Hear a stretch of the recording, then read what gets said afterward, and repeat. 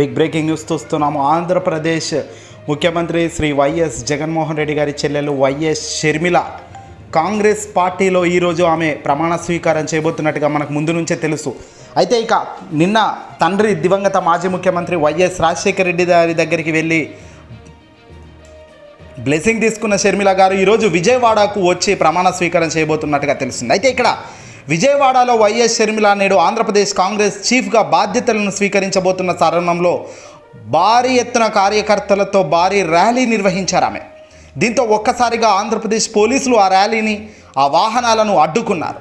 కాంగ్రెస్ నేతలు, కార్యకర్తలు రోడ్డుపై బైఠాయించారు. దీంతో పోలీసులేంటి, మాపై దాడేంటి అంటూ రెచ్చిపోయేసాగారు. అయితే ఇక్కడ క్లియర్గా ఒకటైతే పోలీసులు చెబుతున్నారు, పర్మిషన్ లేనిది ఇంత స్థాయిలో భారీ ర్యాలీ నిర్వహించడానికి లేదు అంటూ కూడా పోలీసులు హెచ్చరించినప్పటికీ వైఎస్ఆర్సీపీ పార్టీకి సంబంధించి వినని కాంగ్రెస్ పార్టీ కార్యకర్తలు అడ్డుకోబోయారు. మీరెంత అంటూ రెచ్చిపోయారు. విజయవాడలో తన కాన్వేను పోలీసులు అడ్డుకోవడంపై నేరుగా కారులో గంటపాటు కూర్చున్న షర్మిల చాలా తీవ్రంగా మండిపడ్డారు. ర్యాలీకి అనుమతి ఉన్న కాన్వేను ఎందుకు ఆపుతున్నారు అంటూ ఆమె ఫైర్ అయ్యారు.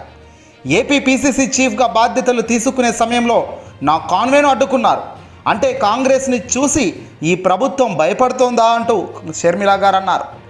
దీంతో కార్యకర్తలను అడ్డుకుంటే ఊరుకోను అంటూ హెచ్చరించారు. అవసరమైతే జైలుకైనా వెళ్తామని ఘాటుగా స్పందించారు షర్మిల గారు. అయితే ఇక్కడ ఒక్కసారిగా అంటే వైఎస్ షర్మిల వర్సెస్ జగన్ యుద్ధం అయితే మొదలైంది ఈ వేదిక నుంచి అనేది క్లియర్గా తెలుస్తోంది. ఎందుకంటే అన్నను కాదని అన్న ప్రత్యర్థులతో చేతులు కలుపుతూ తాను అడుగులు వేస్తున్న క్రమంలో ఒక్కసారిగా ఊహించని అలజడి మొదలైంది. ఎందుకంటే ఒక్కసారిగా ఏపీకి సంబంధించి కాంగ్రెస్ చీఫ్గా తాను ఎప్పుడైతే బాధ్యతలు నిర్వర్తించేదానికి ప్రారంభం కాబోతున్నారో ఇక ముఖ్యమంత్రి జగన్మోహన్ రెడ్డి గారు తనని సైతం ప్రత్యర్థిగానే చూస్తారు ఖచ్చితంగా. ఎందుకంటే ప్రత్యర్థులంతా ఒకవైపు నిలబడి దాడి చేస్తుంటే చూస్తూ ఊరుకోవడానికి అక్కడ ఉండేది ఏమన్నా అల్లాటప్ప మనిషి అనుకున్నారా అన్నట్టుగా జగన్మోహన్ రెడ్డి గారిగా సైలెంట్గా ఊరుకుంటాను, మేము మా చెల్లే కదా అంటే కుదరని పని. ఎందుకంటే కోట్లాది మంది ప్రజలు వైఎస్ఆర్సీపీ పార్టీ శ్రేణులను కాపాడుకోవాలన్నా, వైఎస్ఆర్సీపీ పార్టీని ముందుకు తీసుకెళ్లాలన్నా ప్రత్యర్థులపై దాడి, ప్రత్యర్థులపై రివర్స్ ఇక కావాల్సిన అవసరం పరిస్థితి నెలకొనేటట్టుగానే వీళ్ళు తయారు చేస్తున్నారు కూటమిలు. కాబట్టి తప్పని పరిస్థితుల్లో జగన్మోహన్ రెడ్డి గారు సైతం ఇక ముందుకు వెళ్తున్నారు. తాజాగా అనవసరమైన పర్మిషన్ లేని ర్యాలీలు నిర్వహించడం కరెక్ట్ కాదు అని తెలిసినప్పటికీ అలా ర్యాలీలు నిర్వహించడం, పోలీసులు అడ్డుకున్నాక మళ్ళీ ప్రభుత్వాన్ని తిట్టడం, ఇదంతా షర్మిల గారి వ్యూహంలో భాగంగా తెలుస్తుంది. కాంగ్రెస్ పార్టీలోకి వెళ్ళడమే తాను చేసిన అతిపెద్ద తప్పిదమని పెద్దలు, విశ్లేషకులు ఎంతోమంది చెబుతున్నా అదే రైట్, నా తండ్రి ఇదే కోరుకుంటాడు అంటూ బల్లగుద్ది చెబుతూ అడ్డంగా ముందుకు సాగుతూ ప్రయాణిస్తున్నారు. ఇక పర్మిషన్ లేదంటూ ఏకంగా పోలీసులు ఆమెనైతే కాన్వేను ఆపడం అయితే జరిగింది. దీంతో గందరగోళ పరిస్థితి అయితే నెలకొంది.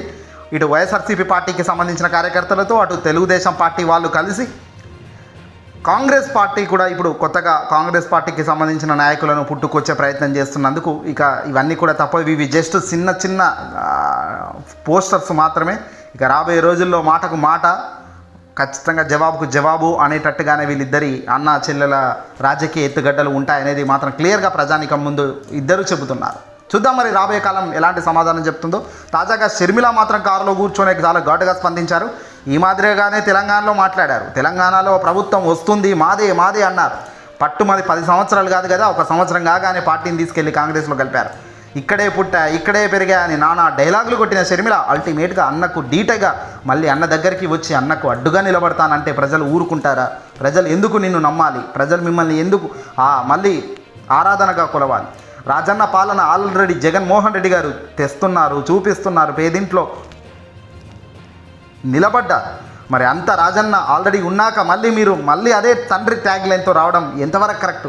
దీనిపై ఖచ్చితమైన సమాధానం అయితే ఆమె చెప్పాల్సిన అవసరం ఉంది ఏపీకి రాబోయే ముందే.